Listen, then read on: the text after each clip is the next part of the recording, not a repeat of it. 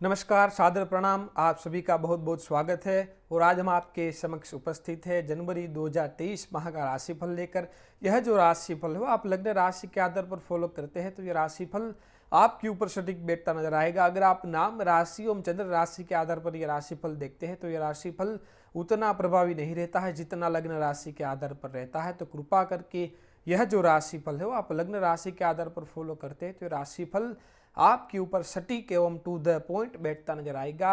आइए बात करते हैं मिथुन लग्न वालों की। मिथुन लग्न वालों का जनवरी 2023 का जो महीना वो कैसा रहने वाला है। मिथुन लग्न वालों का जो ऑपरेटिंग प्लैनेट संचालित होने वाला जो ग्रह बनता है वो बुध बनता है और बुध का गोचर अभी 7th हाउस में धनु राशि में चल रहा है और रेट्रो यानी वक्री चल रहा है। बुध का जो गोचर है वो पूरे महीने यहाँ ही रहेगा। मिथुन लग्न वालों की हम गोचरी व्यवस्था की बात करें तो यह जो महीना आपका जो पूरा है वो इंटेलेक्चुअल, बुद्धिमान एवं तर्क से भरा यह महीना रह सकता है। बशर्ते थोड़ा स्वास्थ्य अप डाउन रह सकता है, आपको स्वास्थ्य का ख्याल रख के चलना, क्योंकि रेट्रो प्लैनेट्स है वो जहाँ पे बैठता है वहाँ का, अपने आगे वाले घर का और अपने पीछे वाले घर का, इन तीनों हाउसेस का रिजल्ट देता नजर आ सकता है।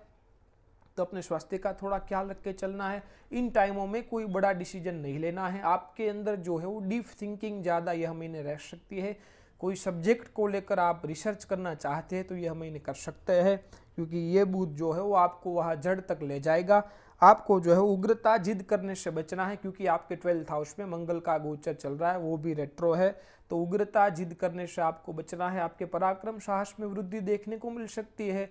गुप्त शत्रुएं भी आपसे परास्त होंगे और आपको कार वाहन आदि इत्यादि चलाते वक्त सावधानी रखनी है। आपका लाइफ पार्टनर का भी स्वास्थ्य थोड़ा प्रभावित रह सकता है, गड़बड़ रह सकता है। उनके स्वभाव में भी कहीं ना कहीं चिड़चिड़ापन रह सकता है। और ये द्वादश भाव का जो मंगल है वो आपके अंदर एग्रेसिवनेस ज़्यादा भरेगा, उन पर आपको कंट्रोल करके चलना अति आवश्यक है। और आपकी जो है इच्छा पूर्ति कम होती नजर आ सकती है, क्योंकि 11th हाउस का लॉर्ड है, जहाँ से हम अपनी विशेष पूरी होती देख सकते हैं, जहाँ से हम इच्छा पूर्ति देखते हैं।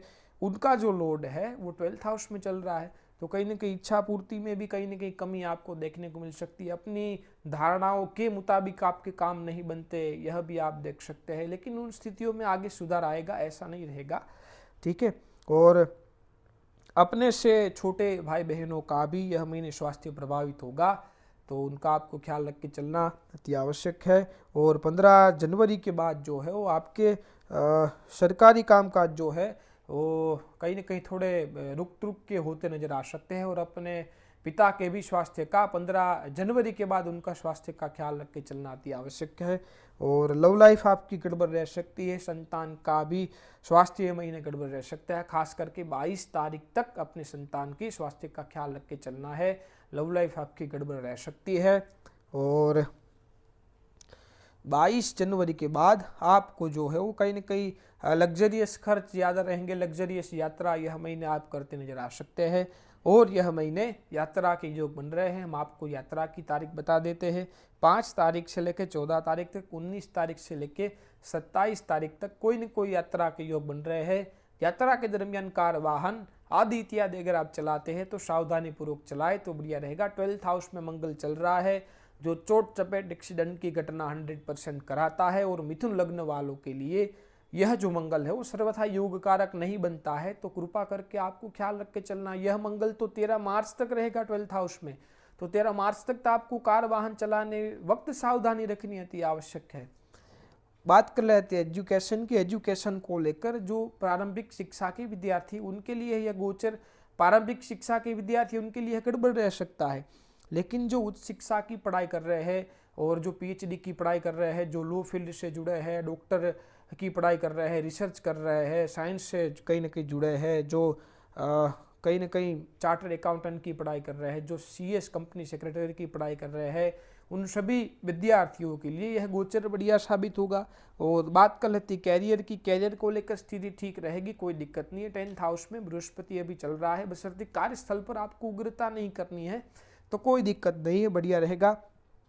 बात कर लेते फाइनेंस की, तो फाइनेंस को लेकर स्थिति ठीक रहेगी, कोई दिक्कत नहीं। आपने कहीं पे कर्ज ले रखा हुआ है तो यह महीने चुकता होता नजर आ सकता है। और शेयर सट्टा लॉटरी से आपको पूर्णतः दूरी बनाकर रखनी है। आपका 5th हाउस में केतु चल रहा है, 11th हाउस का लॉर्ड 12th में है, 5th हाउस का लॉर्ड जो है अष्टम में गोचर 22 तारीख तक करेगा। तो शेयर सट्टा लॉटरी के माध्यम से पैसे जो है वो कहीं ना कहीं नुकसान हो सकता है, तो उनसे आपको यह महीने दूरी बनाकर रखनी अति आवश्यक है। और यह महीने जो है वो कोई ना कोई माध्यम से धन लाभ के योग बन रहे हैं। हम आपको धन लाभ की तारीख बता देते हैं।